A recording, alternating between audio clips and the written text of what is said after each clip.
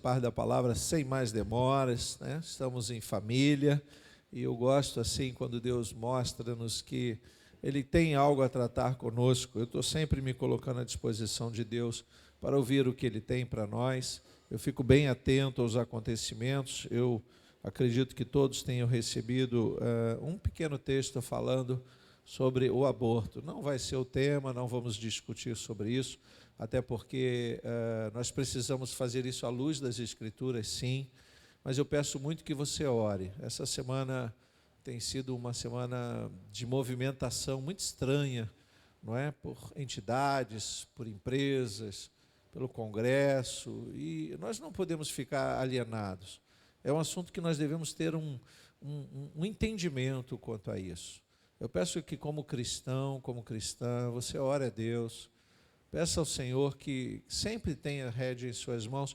Por que eu falo sobre isso? Deus sempre tem o controle, mas há momentos que a gente parece que quer entregar o controle para o inimigo, sabe? Quando o crente não ora, parece que a gente está desistindo, dizendo, mas vai de mal a pior o mundo, é assim mesmo, pastor, não vai mudar. Não, a questão não é mudar. A questão é nós nos posicionarmos diante de Deus. Essa é uma questão muito séria. Nós estamos falando de vidas. Há muitos vídeos, há muitos comentários, há audiências públicas acontecendo, e nós que não estamos dentro desse burburinho, nós devemos pelo menos orar, interceder. Há muitos relatos de clínicas de aborto que estão aí faturando milhões e milhões. Há muitos relatos de pessoas que estão se aproveitando da situação. Então, eu não penso sobre isso, eu não estou preocupado com valores, com os números. Nós estamos falando de vidas. Cabe a Deus dar a vida e cabe a nós preservar a vida. Quando a gente fala de problema de saúde pública, né, a palavra saúde já nos dirige a pensar sobre salvar, vem do grego saulos.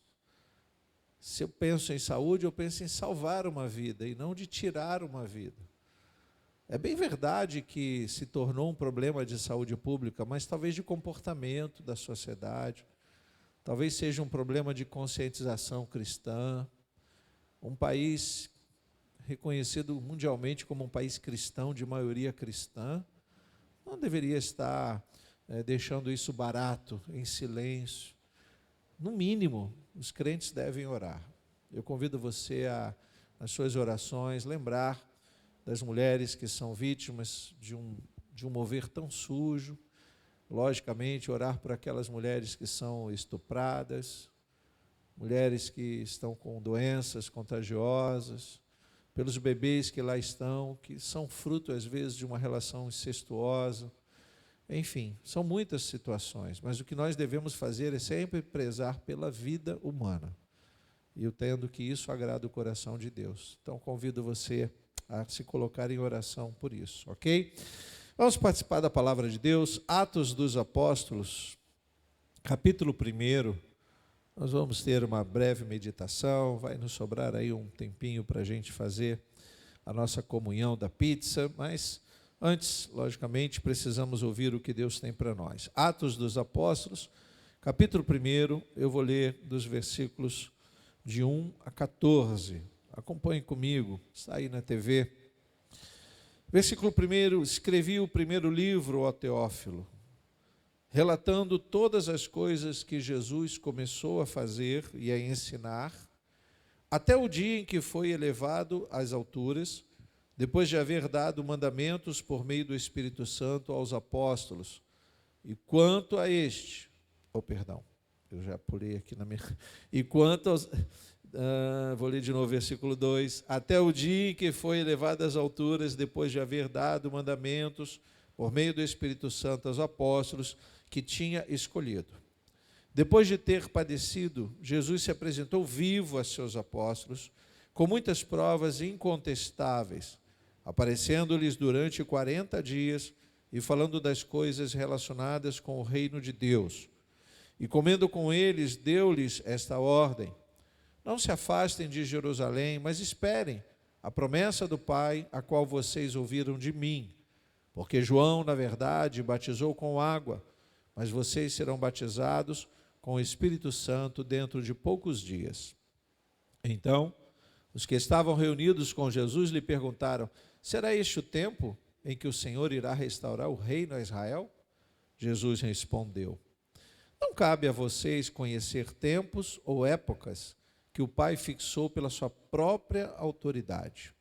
Mas vocês receberão poder ao descer sobre vocês o Espírito Santo, e serão minhas testemunhas, tanto em Jerusalém, como em toda a Judéia e Samaria e até os confins da terra. Depois de ter dito isso, Jesus foi elevado às alturas à vista deles, e uma nuvem o cobriu dos seus olhos. E estando eles com os olhos fixos no céu, enquanto Jesus subia, eis que 2 homens vestidos de branco se puseram ao lado deles. E lhes disseram: homens da Galileia, por que vocês estão olhando para as alturas? Esse Jesus que foi levado no meio de vocês para o céu virá do modo como vocês o viram subir.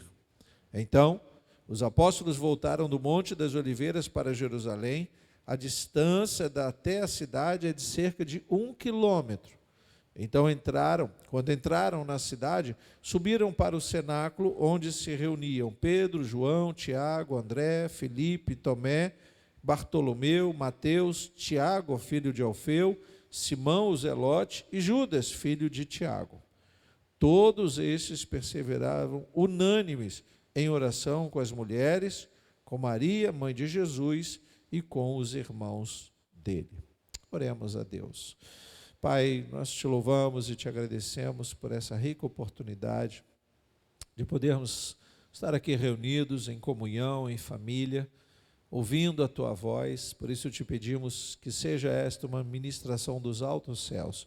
Fala conosco nesta noite, cuida de nós, nos dirija. Nós te pedimos, nós te agradecemos por tudo, em nome de Jesus, e que todos digam amém. A cena, que se passa aqui nesse episódio de Atos dos Apóstolos é o momento da despedida de Jesus, e algumas ordens são deixadas, algumas observações. A gente deve pensar, se toda vez que você lê a Bíblia, coloque-se no lugar daqueles homens que ali estavam. O que vai ser agora de nós? Jesus se foi. Como vai ser a nossa vida? Como vamos seguir? Para onde ir? Como nós vamos ser devidamente instruídos? Logicamente, Jesus já havia dado a dica. Jesus havia dito que eles deviam orar, continuar juntos, esperar o derramar do Espírito Santo. Mas uma coisa é ouvir a ordem, outra coisa é entender como vai funcionar. Isso é muito sério. A igreja tem feito essa pergunta até o dia de hoje. Quando a gente olha todo esse mover estranho no meio da igreja, parece-me que a igreja, no sentido geral, independente de denominação religiosa, de caráter religioso ou forma de culto, parece que a igreja ainda está meio se despedindo de Jesus. 2000 anos se passaram e parece que a igreja ainda não sabe o que fazer. Não sabe o que fazer com os dons, não sabe o que fazer com o dinheiro, não sabe o que fazer com a presença de Jesus no meio da igreja. Para alguns, o batismo com o Espírito Santo é uma forma de demonstrar o quanto este é mais santo que aquele, ou coisa parecida. A igreja está muito menina. Será que ela não amadureceu em 2000 anos? Será que não dá para a gente encontrar um ambiente cristão mais concentrado na missão do que, propriamente dito, perdida? Se perguntando, o que vamos fazer? Jesus não está aqui, Jesus mandou o Espírito, é o Espírito que está falando. Coisas assim tão infantis que a gente vê no ambiente cristão, no mundo de hoje, queridos, que parece-me que a igreja ainda está se despedindo de Jesus. Essa pergunta, e agora, o que fazer, parece que não tem sido respondida, Quando há dúvidas na resposta, os atalhos são muito perigosos. Quando a igreja, de um sentido geral, não ouve Jesus claramente, ela fica perdida. ela entra no eu acho que é assim. A gente acabou de comentar aqui sobre a questão do aborto. Não importa qual seja a ideia que você tenha sobre o assunto, a ideia. Pastor, mas podemos defender assim, podemos pensar assim, será que não seria melhor? São dúvidas.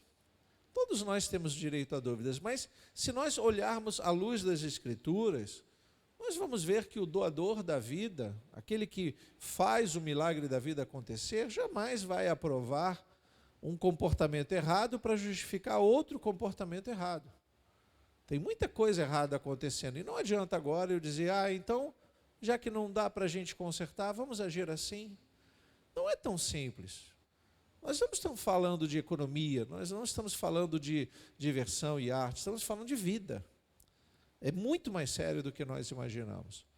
E ao invés de ficarmos formando as nossas opiniões baseadas nas opiniões dos outros, temos que ouvir o que Deus tem para nós. Vale a pena a gente dedicar um tempinho para ouvir, para assistir um vídeo, para ler um livro sobre o tema e ter um posicionamento cristão diante de uma sociedade que cada vez menos é cristã. É impressionante quando ainda encontramos pessoas, pastor, mas eu acho que tem que ser assim mesmo. Tá bom, mas não é o que você acha ou o que eu acho. É o que Cristo tem para nós, num momento tão difícil quanto esse. Nós estamos às vésperas de dizer para as nossas jovens, ou para os nossos jovens, que podem viver uma vida desregrada, e se alguma coisa acontecer, se engravidar, vai lá na saúde pública, que você vai ter direito a tomar decisões e fazer. Mas, pastor, isso já acontece. Mas se acontece às escondidas, que continue às escondidas. O que nós não podemos é deliberadamente concordar com coisas erradas. Eu sei que há momentos que a gente fala assim, mas é tão difícil. É um mundo com decisões cada vez mais difíceis de serem tomadas. Nós vamos encontrando situações dificílimas não é simplesmente discutir, estamos falando de quantos milhares de anos de pessoas nascendo, morrendo, de chegarmos a uma ciência tão maravilhosa que salva vidas. Não é? Quantas crianças, milhares ou milhões de crianças morreram com doenças que hoje já nem existem mais. E vamos dizendo glória a Deus pela sabedoria dos cientistas, dos médicos. O que nós não podemos é entregar agora pensamentos, eu não sei, eu não diria malignos, mas sem uma instrução da parte de Deus, que pudesse tratar desse assunto com mais cuidado. Isso não se resolve numa roda de amigos, numa conversa. Eu acho que isso nem pode ser resolvido entre nós. O doador da vida é aquele que tem o direito de tirar a vida. Aquele que fez pode desfazer qualquer coisa. Então, esse assunto volta dentro da mensagem porque a igreja tem que ter um posicionamento e me parece que nesse momento em que os discípulos estão olhando Jesus assunto aos céus, eles ficam meio perturbados. Para onde vamos? Vamos nos reunir na casa de quem? Como é que vai ser agora? A gente volta a pescar ou fica só orando? A gente vai continuar sendo judeu religioso, entramos na sinagoga ou vamos abrir nossas próprias igrejas? A gente vai ficar no monte escondido porque vão perseguir a gente? Vamos poder declarar que Jesus está vivo e que nós vimos ele subindo aos céus? Aí aparece alguém e pergunta, mas e se ninguém acreditar? Irmãos, é o momento que eles estão vivendo de uma inconstância gigantesca. E se olharmos a igreja no cenário, eu vou falar só do cenário do Brasil. O que estamos vendo é uma igreja infantil, uma igreja que não se posiciona com o amadurecimento de 2000 anos, uma igreja que não busca um relacionamento sincero, não busca, não está comprometida com a missão que foi dada, não está. Está muito presa às coisas passageiras. Eu confesso que é maravilhoso a expectativa de estarmos daqui a alguns dias num novo templo, louvando a Deus, mas não era uma decisão ou não era uma posição minha, não era uma vontade minha sair daqui, fazer mudança, quer seja lá melhor, eu sei que lá vai ser muito melhor, mas não era, se dependesse de mim, eu diria, Senhor, deixa a gente aqui, está tão bom, tão confortável, uma zona de conforto, amanhã a gente coloca ali um elevador, vai ser tão bom. Mas Deus está sempre nos incomodando para sairmos da zona de conforto. Um relacionamento com Deus é isso, é encontrar as aventuras e transformá-las em bem-aventuranças.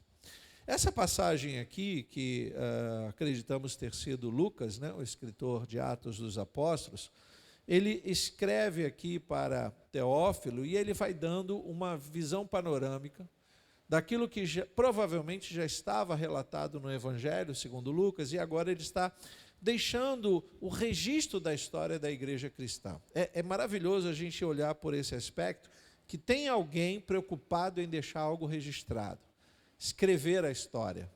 É tão maravilhoso saber que o tempo vai passar e muitas pessoas vão se perguntar, como é que aconteceu a subida de Jesus aos céus? Está aqui, foi registrado.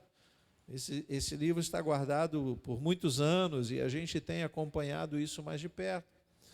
Então, o que acontece nessa passagem? Só nesse trechinho que nós lemos. É uma síntese, né? Um resumo do ministério de Jesus. E como a gente percebe aqui que agora ele está confiando o ministério àqueles homens. Aqueles homens, aquelas mulheres, né? No sentido de ministério. Aquelas pessoas que realmente seguiam Jesus. Aquelas pessoas que estavam atentas, ansiosas por ouvir mais e que agora não vão ouvir diretamente, vão ouvir através do Espírito. Vai ser tudo diferente. Eles entendiam a grande dedicação de Jesus, uma dedicação extrema, a ponto de chamarmos de paixão. Pense em Jesus como um homem, né? Como foi homem, manteve a sua divindade, mas estava em carne, um homem apaixonado pela obra de Deus. Um homem se entregando de tal maneira que a cruz não, o medo da morte, a dor, isso não o impediu de cumprir o propósito. E agora ele está sendo coroado, vai ser assunto aos céus, está deixando aí o legado de todo o esforço dele. Olha que coisa maravilhosa. Pense, se a gente olhar nesse aspecto no nosso dia a dia, pense num homem que trabalhou para construir uma empresa, suou a camisa, cuidava dos filhos, levava o pão para casa, de repente a coisa cresceu, a empresa ficou rica, ele agora é milionário, os filhos que não passaram todo aquele processo, não acompanharam, eles têm agora uma responsabilidade de seguir a empresa. É a ideia da herança, né? Vamos passar para os filhos o legado do pai ou do avô. Isso é tão bonito da gente ver, a nossa sociedade, o Brasil, graças a Deus, ainda permite isso. Então, imagina agora a responsabilidade, o peso da responsabilidade dos filhos, e mesmo em lidar com algumas situações mais modernas, seguir com o legado que foi deixado. Eu não sou muito de assistir aí o Silvio Santos, né? Mas quando a gente vê um legado bonito, conta-se uma história bonita de um homem que lutou, de um homem que, né, conseguiu chegar a um estágio de enriquecimento, né, de um caráter até ilibado diante do Brasil. Conseguiu. As filhas estão herdando, os genros, os trabalhadores, os diretores. Eles vão mudar muitas coisas. O cenário mudou desde quando o homem, né, inaugurou a rede de TV. Tudo mudou. Eu acho que ele está tentando acompanhar. Mas será que valorizam? Será que eles entendem que aqui tem derramamento de choro, de lágrimas, de suor, de sangue até? O quanto foi despendido? E olha que a gente está usando o exemplo de uma empresa. Jesus não deixou para nós uma empresa. Parece-me que a igreja está tão preocupada em bater meta que enxerga o conteúdo, a igreja como uma empresa. Não, a igreja presta contas ao governo, a igreja avança, a igreja tem resultados, mas nós não estamos aqui buscando resultados. Nós estamos buscando frutos. E fruto leva tempo para crescer. Tem fruto que nasce rápido. Em um ano já está pronto para ser comido, devorado, saboreado, mas tem fruto que leva mais tempo. Tem fruto que leva menos tempo. O fruto leva tempo. 2000 anos, nós já deveríamos ter visto e colhido muitos frutos bons de uma igreja que presenciou o ministério de Jesus, que acompanhou a subida de Jesus. Então, se eu voltar à imagem de um homem que constrói uma empresa e deixa todo esse legado, às vezes a realidade é outra, né? Você já ouviu histórias assim de, puxa, aquela empresa, os filhos assumiram e o pai fundou e o filho afundou. Por que isso acontece? Será que falta um acompanhamento melhor? Será que nós não estamos falando aqui, já que vamos trazer isso para o seio da igreja, será que nós não estamos falando de falta de foco? Ou um foco errado, ou um desvio de atenção no meio do caminho? Esses dias eu ouvi a história de uma empresa muito, muito famosa no Rio de Janeiro, em que foi assim, o pai veio, era estrangeiro, veio para o Brasil, e muita dificuldade para se colocar no comércio, tudo era muito difícil, não tinha todo esse aparato que tem hoje de ajuda a quem vai abrir um negócio, não tinha as palestras, essas coisas que tem hoje, e ali ele conseguiu se estabelecer. Criou um império, chamou o filho, um único filho, e disse, meu filho, aqui, ó, isso aqui tudo é seu, trabalha comigo. Por um momento o filho ficou animado, fez a coisa avançar, e por outro ele começou a desviar, porque ele já estava vivendo um outro mundo. O pai lutou para conquistar. O filho não entendeu essa luta, recebeu e gastou. Enquanto o pai era vivo, a história que me contaram é que o filho já usurpava do pai. O filho roubava do pai. Na minha família, eu tinha um tio que tinha uma lojinha muito bem conceituada no centro do Rio de Janeiro. E a lojinha faliu. Era uma lojinha que dava emprego a muitos, mas a história é exatamente essa. Os filhos roubavam do próprio pai. A lojinha foi falindo, era muito conhecida na Mendiçá, um ponto comercial caríssimo. E ali, em alguns anos, o pai teve que deixar na mão de um filho, eram vários filhos, e os filhos roubavam, a ponto dele voltar para casa, trazer as coisas, guardar num depósito, tentar abrir uma outra lojinha, mas aí já não tinha saúde, e os filhos não queriam nada, já haviam gastado tudo, eles estavam devendo muito dinheiro. E o pai morreu à míngua, não tinha nenhum plano de saúde para cuidar dele. Isso acontece, e se estamos falando de empresas e dando exemplos, pensa na igreja. Qual é o legado? Como é que a igreja precisa agora entender? Será que nós não estamos correndo risco, enquanto igreja, de uma forma em geral, de colocarmos tudo a perder? Todo o sacrifício de Jesus, não pelas almas que já foram salvas, mas pela sequência. Há uma preocupação no meu coração, e sem dúvida, acredito que Deus queira nos dizer algo nesta noite sobre esse legado que Ele confiou a nós. Quando a gente diz, vamos evangelizar, é porque esse é o papel da igreja. A evangelização mudou com o passar do tempo, né? Antigamente nós víamos os crentes com folhinhas, com folhetos, dando Bíblia. Poucos ainda fazem isso.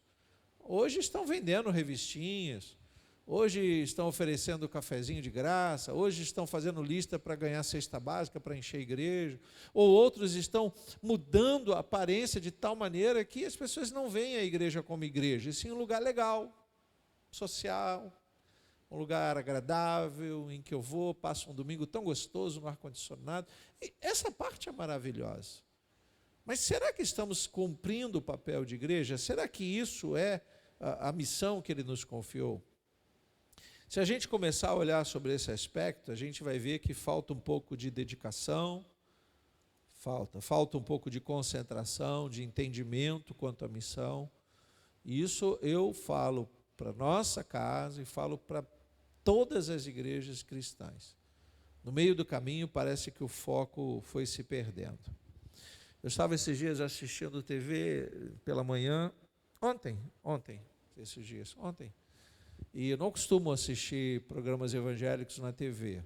Difícil, irmão, só quando não tenho o que fazer, e estava tomando um cafezinho, liguei a TV e fui assistir um programa de uma igreja, e a palavra muito boa, sabe? Eu estava me alimentando assim da palavra, gostei da pregação. Mas quando eu comecei a reparar alguns detalhes da igreja, a suntuosidade do templo, a visão pastoral como uma coisa assim tão endeusada, eu me preocupo com isso, irmãos. Eu sempre disse que eu desejo que os irmãos respeitem, né, que honrem, mas no sentido verdadeiro da palavra, sem muita coisa. Aí as cenas, né, de corte, o pastor indo embora, e uma maleta, e as pessoas carregando, e aquelas pessoas tentando falar com ele. Eu já vi uma cena desse pastor que pessoas beijavam o anel do pastor. Parecia que eu estava vendo o Papa em Roma. Então, sobre esse aspecto, com relação à palavra, nada a declarar. Pelo contrário, é a palavra de Deus. Muitos ali se alimentam, são alimentados, graças a Deus por isso. Mas, sobre um outro aspecto, parece que a igreja está meio que perdida, né? Está no metaverso, está criando modos, está tentando bater meta e competir. É uma competência desleal. É uma coisa tão estranha você competir com uma outra igreja. Quem está mais cheio, quem está mais rico, quem é assim, quem tem recurso tecnológico, quem não tem. E isso não deveria acontecer. Isso, para mim, é perder o propósito. Então, damos exemplos, né? Demos alguns exemplos aqui sobre empresa. A igreja não é uma empresa, mas parece que, de alguma forma, alguns ainda pensam assim. Não devia ser pensado assim. Nós devemos dar frutos. A igreja deveria estar preocupada em receber pessoas e ali cuidar dessas pessoas, se as pessoas contraírem-se em matrimônio, terem seus filhos, criarem seus filhos, os seus netos, seus bisnetos, e seguir como igreja. Quer seja ela pequenininha, quer seja ela grande. Essa demonstração de poder, não cai bem no meu coração. Há pouco tempo encontrei um pastor amigo e ele disse, poxa, a igreja está lá, vai fazer obra. Isso aí, pastor, que bênção, é isso aí, prosperidade, mostrando para o mundo que a igreja faz. Eu falei, irmão, o senhor não sabe a luta que é fazer aquela obra. O irmão está pensando que a gente está com dinheiro, porque o povo pensa que a gente está cheio de dinheiro. Compraram um prédio, compramos sem dinheiro. Vamos pagar, que Jesus nos abençoe, mas não é assim. Essa visão de alguém falar, a igreja de Nova Vida comprou um prédio, vai comprar outro. Não, irmãos, é muita luta e muita história por trás disso tudo, e as pessoas parecem que querem isso. Esse modo de enxergar a igreja, para mim isso é um foco errado. Nós deveríamos olhar com bons olhos para as igrejas firmadas, que dão fruto, que conseguem manter ali as famílias e essas famílias terem histórias com a igreja.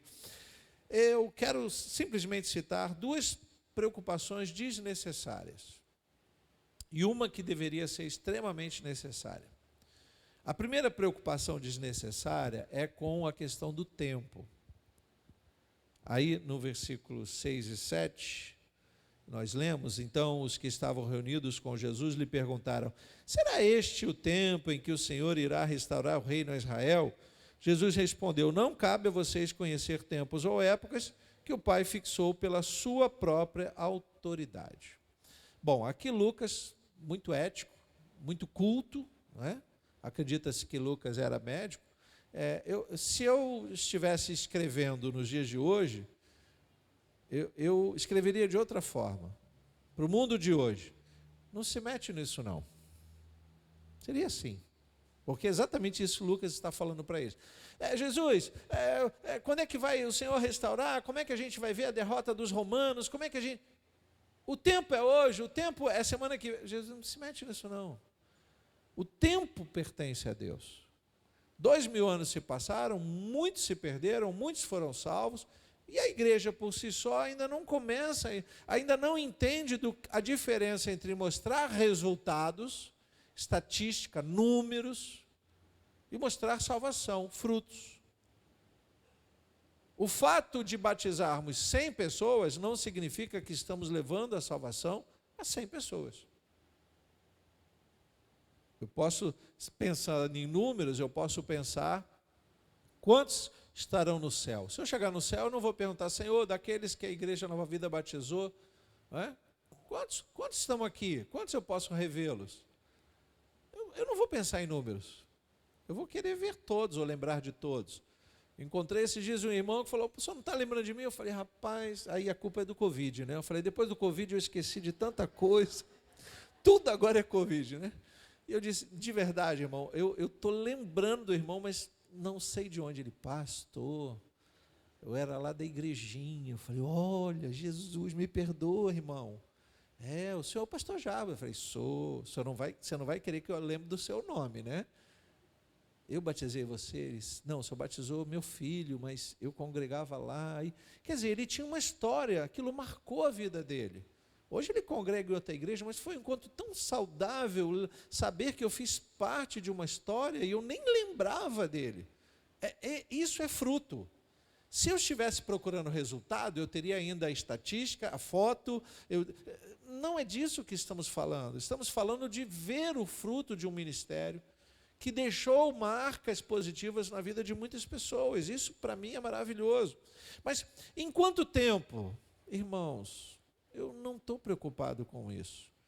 O próprio Jesus liberou para eles uma palavra dizendo, vocês não deviam se preocupar em correr contra o tempo. É bem verdade que nós temos um papel a ser exercido. Mas essa preocupação com o tempo tem deixado alguns crentes meio paranoicos, sabe? O que eu recebo de vídeo de... Agora, a questão do calor. Pastor, o senhor viu esse vídeo? Eu falei, não, ainda não tive tempo, mas o senhor está vendo aí a profecia se cumprindo? Eu falei, ainda não consegui comparar o que o irmão...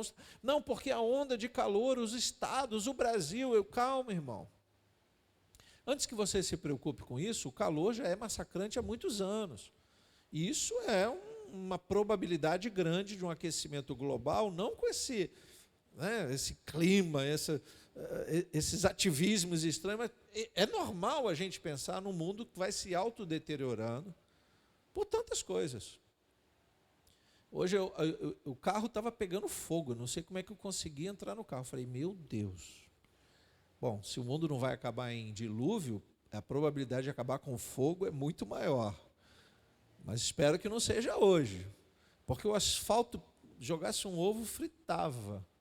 Eu parei na garagem, deixei 1 minuto o carro ligado, ficou um calor insuportável. Então, existe uma possibilidade de isso ser um apontamento da volta de Jesus. Mas antes que eu pense no local, tem inundações acontecendo em outros lugares. Tem geada em lugares que não geava. Tem coisas estranhas acontecendo. Então eu não posso olhar o momento, esse local, o nosso Rio de Janeiro, e dizer que isso é o anúncio da volta do Senhor. O Senhor já deu sinais de que está voltando há muito tempo. Mas esse tempo pertence a Ele, não a nós. Então não adianta eu ficar preocupado. Pastor, eu não vou mais nem comprar um imóvel porque Jesus está voltando. Eu falei, irmão, comprando ou não comprando, Ele vai voltar. Se eu fosse você, comprava, investia, construía, fazia. Mas não pense em algo definitivo, porque nunca vai ser. Não abra mão de ser feliz acreditando que a qualquer momento vai ser tudo destruído, porque tudo vai ser destruído a qualquer momento. Então, se eu parar para pensar nisso, eu não vivo, eu entro em paranoia. Se troveja, é o fim do mundo, olha aí, pronto. Se a terra treme, viu? Nunca tremeu, tremeu hoje. Tremeu porque o mundo está se dissolvendo. A natureza está muito fragilizada. Então não adianta entrarmos nessa crise. E Jesus está dizendo algo sobre essa questão do tempo determinado para todas as coisas, mas que nós não somos os controladores do tempo. Então a gente vai continuar fazendo planos, e se Jesus voltar, voltou. Vamos construindo. A gente está fazendo plano de ir para lá dia 12, né? E se Jesus voltar antes? Coitadinho do pastor, dos irmãos, dos trabalhos. Não, a gente vai fazendo o que tem que ser feito. Foi isso que Jesus disse. Vão seguindo as suas vidas. Vamos ganhando almas, vamos deixando frutos, vamos transformando isso num legado positivo para as gerações, independente se elas existirão ou não. Aqui ele dá uma noção de que o crescer não pode ser horizontal, né? Crescer, vamos multiplicar. Não, não é multiplicar vidas, é produzir frutos. Quando a gente olha a fruta de estação, a gente vê uma árvore que uma hora está sem folha nenhuma, daqui a pouco ela tem folhas, daqui a pouco ela tem flores, daqui a pouco ela tem frutos. E ela enche de frutos. E a gente olha e diz, uau, que árvore maravilhosa, cheia de frutos bons, mas esse é momentâneo, daqui a pouco não tem mais fruto nenhum, para que seja renovado. A vida mostra isso o tempo todo, e será que a gente não percebe? Precisamos crescer verticalmente. A igreja, ao invés de ficar olhando os sinais no céu, a igreja precisa enxergar todo o legado que Jesus deixou. Lembrar do sacrifício dele, lembrar das situações que ele viveu, lembrar da dificuldade do seu tempo para que ele pudesse impor o seu ministério. Jesus teve que impor o seu ministério. Ele não veio aqui dizendo, se quiser acreditar, acredita. Não, ele separou pessoas que ele entendia que ia acreditar. Conhecimento, presciência, né? Mas ele chamou e disse, ô Pedro, olha aqui, ó, você vai fazer isso. Mas Pedro não tinha capacidade. Você acha que ele não sabia? Não existe acaso no agir de Deus. Existe na nossa vida. Então, a primeira preocupação desnecessária é com o tempo. Irmãos, não fiquem preocupados com coisa alguma. Essa questão de, o mundo está acabando, o mundo já está acabando desde que ele começou a experimentar o pecado. Isso faz muito tempo. Então, antes que a gente entre em crise, guarde um pouquinho o seu coração dessas profecias estranhas.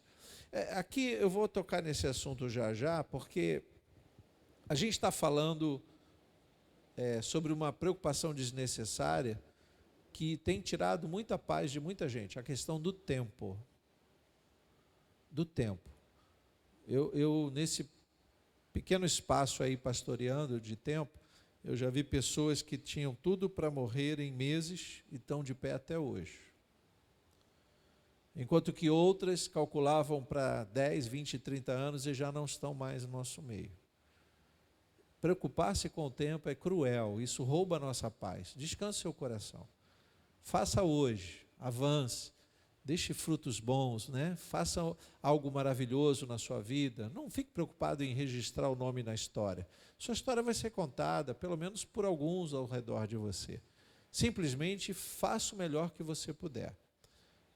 Esse é um ponto. Segundo, preocupação desnecessária é com essa ideia da volta de Jesus, que está atrelada ao tempo, mas principalmente a questão dos sinais. Lá no versículos 10 e 11, e estando eles com os olhos fitos no céu, enquanto Jesus subia, eis que 2 homens vestidos de branco se puseram ao lado deles e lhes disseram, homens da Galileia, por que vocês estão olhando para as alturas? Olha aí, vão trabalhar, vão desenvolver o ministério de vocês. Esse Jesus que foi levado do meio de vocês para o céu, virá do modo como vocês o viram subir. Não fiquem preocupados. Vocês imaginavam que ia ser assim? Não. Então vocês não imaginam como vai ser a volta. Alguns sinais, alguns indícios, mas se a gente ficar preocupado com isso, a gente não trabalha, a gente não produz para Ele, a gente não faz a igreja vivenciar os frutos. Essa questão da volta tira também um pouco o sono de muita gente. Quando o apóstolo Paulo escreve aos Coríntios, eu vou ler aqui para vocês, 1 Coríntios 15, 54. 15, 50. Com isso quero dizer, irmãos, que a carne e o sangue não podem herdar o reino de Deus, nem a corrupção herdar a incorrupção. Eis que vou lhes revelar um mistério. Aí Paulo vai trazer revelações. Nem todos dormiremos, mas todos seremos transformados. Quer dizer, ele vai falando de um momento em que dormir aqui significa morte, a primeira morte, a morte física. Ele está fazendo um anúncio de uma coisa que não aconteceu no tempo dele, como se fosse acontecer o arrebatamento ainda enquanto ele estava vivo. Nem todos dormiremos. Esse todos, daquela geração, todos já dormiram. Tá? Não há, pelo menos indício na Bíblia, de que um grupo foi arrebatado aqui ou ali. Isso é raríssimo. A gente tem o registro apenas de 2 arrebatamentos na Bíblia. Mas vamos imaginar que tivesse. Não foi registrado, justamente para não ter preocupação.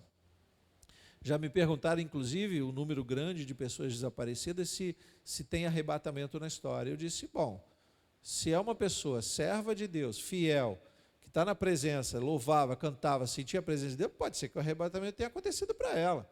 Para Deus não é impossível, mas você está falando de quem? De quem foi sequestrado? Isso não é arrebatamento, isso é maldade humana. De quem do nada sumiu? Não, aí vem o mundo, diz que os ETs abduziram, aí começam umas histórias loucas, né?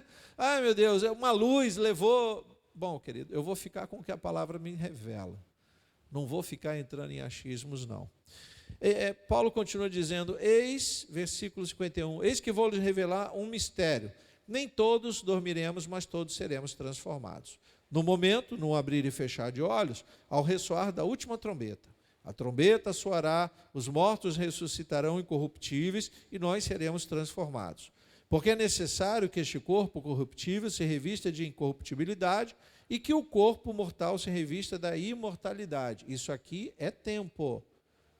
Quanto tempo leva para um corpo corruptível, já corrompido pela maldade, pelo pecado, se transformar num corpo santificado? Leva tempo, irmãos. Não é tão rápido assim. Versículo 54, e quando este corpo corruptível se revestir de corruptibilidade, e o que é mortal se revestir de imortalidade, então se cumprirá a palavra que está escrita, tragada foi a morte pela vitória. Quando acontecer, o que nós temos que ter em mente é que a morte não vai prevalecer. Nós não dormiremos para sempre. Vamos viver na glória com o Senhor. Você pode dizer amém por isso? E tudo que nós temos hoje, nossos defeitos, nossas esquisitices, nossas doenças, não nos acompanharão. Vai ser tudo deixado de lado naquele grande dia. Vou continuar lendo aí, 1 Coríntios 15, versículo 55. Onde está, ó morte, a sua vitória? Onde está, ó morte, o seu aguilhão? O aguilhão da morte é o pecado, e a força do pecado é a lei. Graças a Deus que nos dá vitória por meio do nosso Senhor Jesus Cristo. Portanto, meus amados irmãos, sejam firmes, aí ele fala do tempo presente. Sejam firmes, inabaláveis e sempre abundantes na obra do Senhor, sabendo que no Senhor o trabalho de vocês não é vão. Glória a Deus por isso. O que nós fazemos para Ele não é vão. O que nós fazemos para nós mesmos, isso é vão. Ah, como isso é vão? Meu Deus, meu Deus. Eu conversava com uma pessoa que outro dia estava falando de como ele tentou construir a vida dele, pensado na riqueza, né?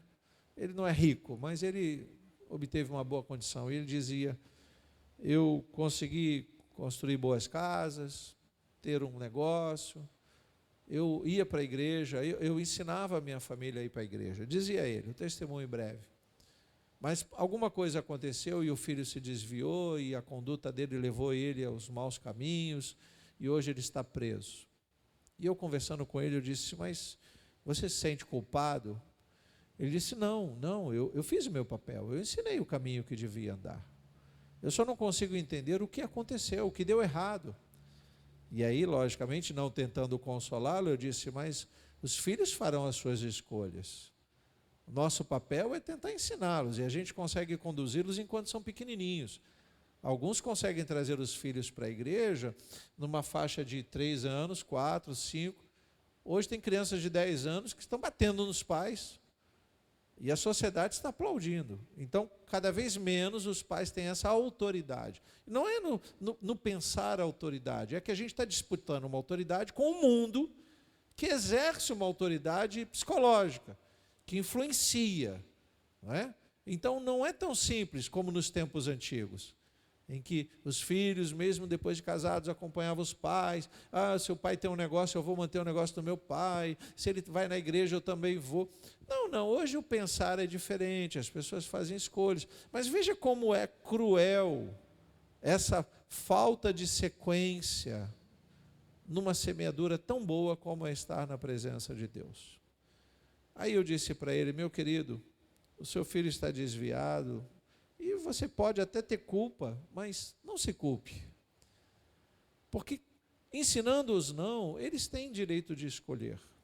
E eles vão fazer escolhas.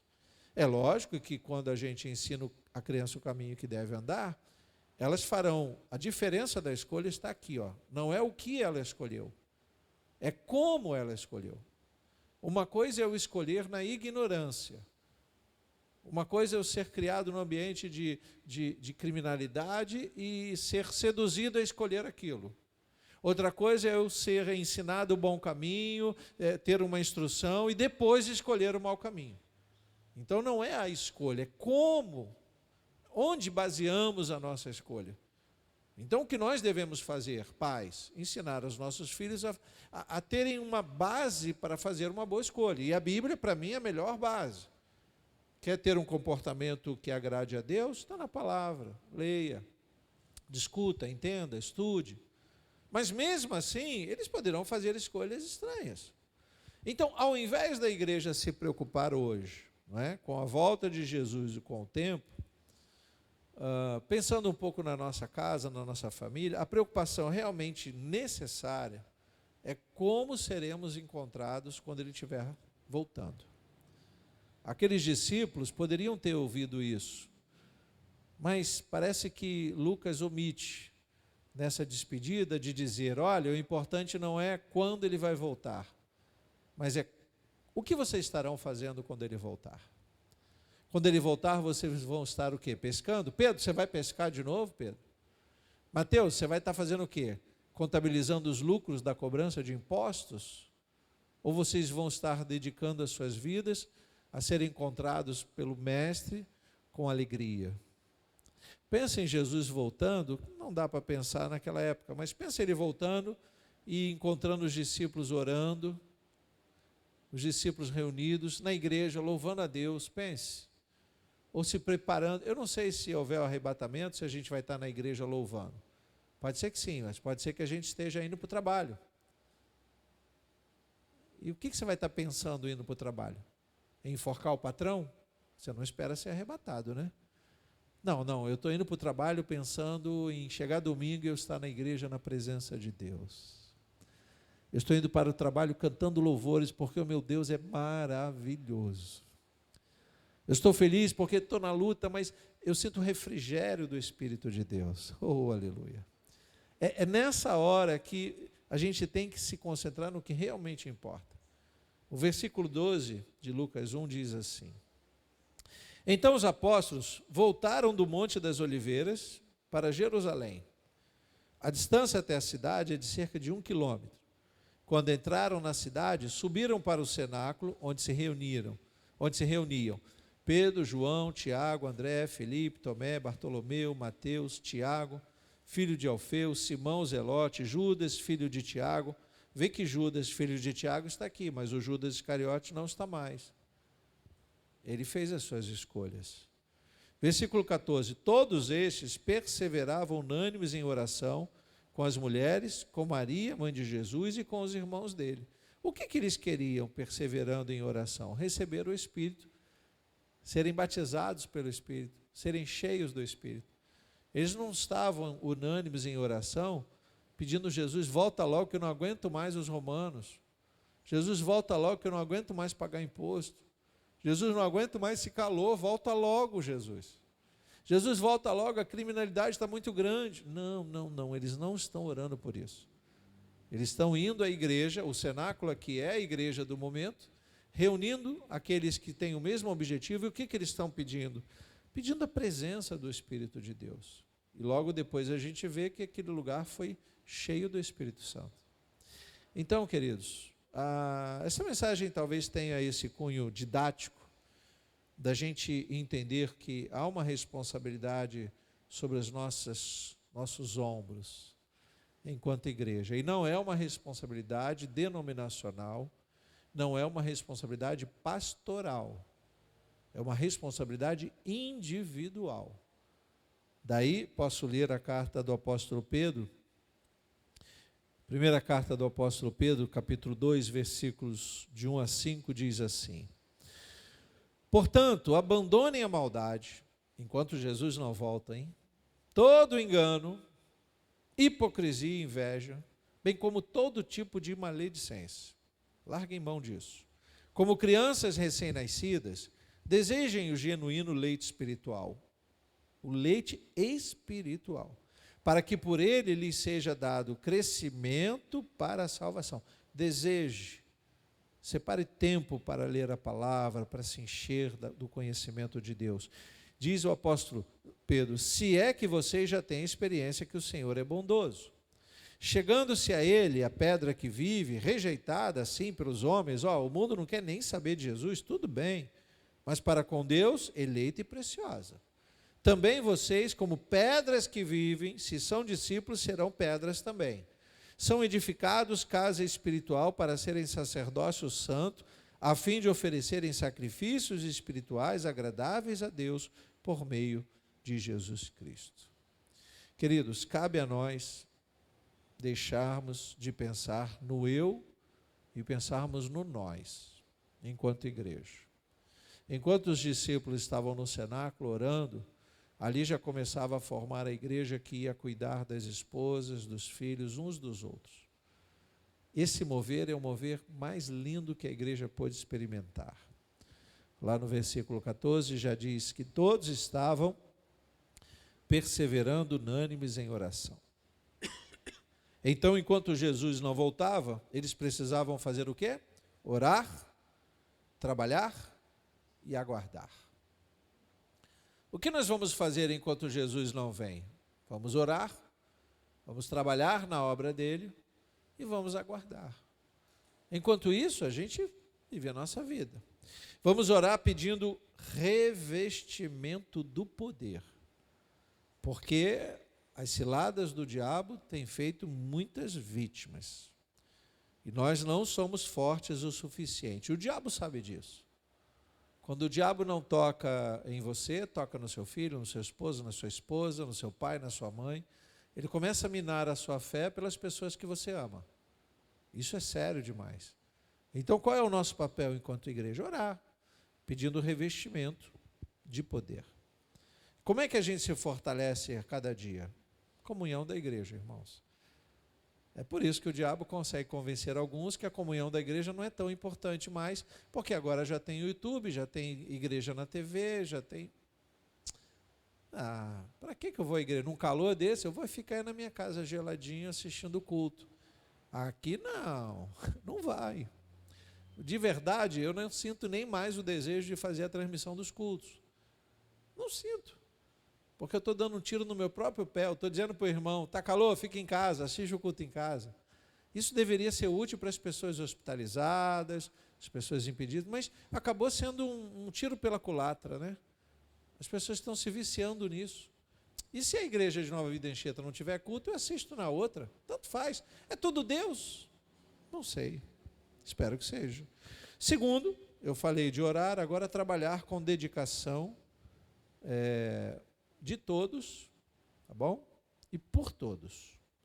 Nunca procurar o Senhor ou a comunhão por interesse individual. A igreja está vivendo o que está vivendo por interesses individuais. Essa ganância, essa disputa, essa coisa ministerial tão chata. Qual igreja você é? Não interessa, eu sou cristão. Você pode dizer orgulhosamente que é da Nova Vida, mas faz alguma diferença? Não, faz. No mundo de hoje faz. Dependendo da igreja, você diz, eu sou da outra, eu sou daquela. A gente não pode ceder a isso, irmão. Eu sou cristão, eu sou de Cristo, irmão.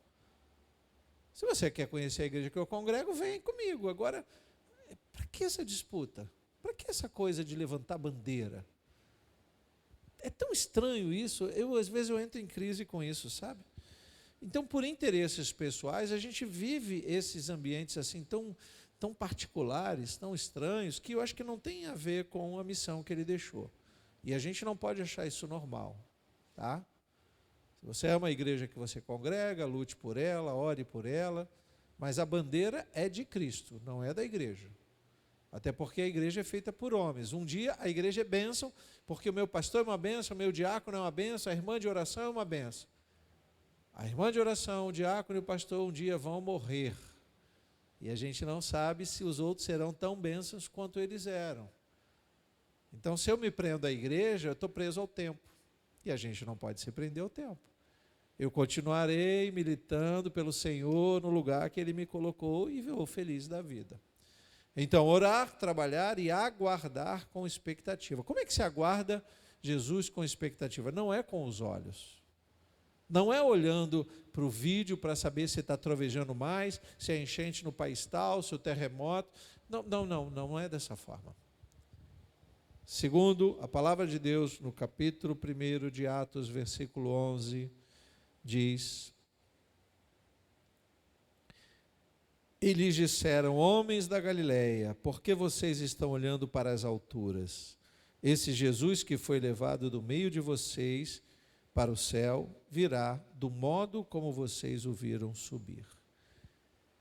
A gente tem essa firmeza de fé, segundo a Bíblia, que todo olho verá, mas não é ver com os olhos, é saber que Ele voltou. O olho que vai ver é o olho que está atento a tudo o que Ele está fazendo. Quem vai ver a volta de Jesus? Quem estiver vivo, logicamente, estiver ligado com o Senhor. Os outros só vão sentir a volta, vão sentir o peso da volta. A palavra de Deus diz que vai ser o grande e terrível dia do Senhor. Quando Jesus pega o livro lá em Isaías para ler, ele diz que ali ele está anunciando o dia do Senhor, mas ele não fala do castigo de Deus que Isaías profetiza, ainda não. Mas a gente sabe que isso vai se cumprir. Então, que para nós seja prazeroso o dia do Senhor. Que sejamos achados envolvidos na obra, em oração, evangelizando, falando do amor de Deus, não entrando no desespero desse mundo, mas dizendo: está calor? Paga um picolé para essa pessoa, para ela acalmar um pouco o ânimo, vai, porque senão vamos aguardar a volta do Senhor, sim, mas não com os olhos, com o coração. Amém? Vamos nos colocar de pés, é isso que o Senhor tem para nós. Quem se mantém de olhos abertos, perde a chance de vê-lo verdadeiramente. Eclesiastes 11 diz que quem observa o vento nunca colherá. Feche seus olhos, curve a sua cabeça. Querido Deus e eterno Pai, nós somos gratos a Ti por fazermos parte da Tua igreja, nesse tempo que, sim, é difícil para muitos, onde o calor ou o frio podem ser exagerados, a natureza tão fragilizada assusta muitos, a criminalidade rouba a paz de muitos, o desamor está afastando pais de filhos, esposos, esposas, está afastando a Tua igreja da Tua presença. Mas nós te pedimos pela Tua misericórdia que esta chama do Teu Espírito seja sempre aquecida em nós,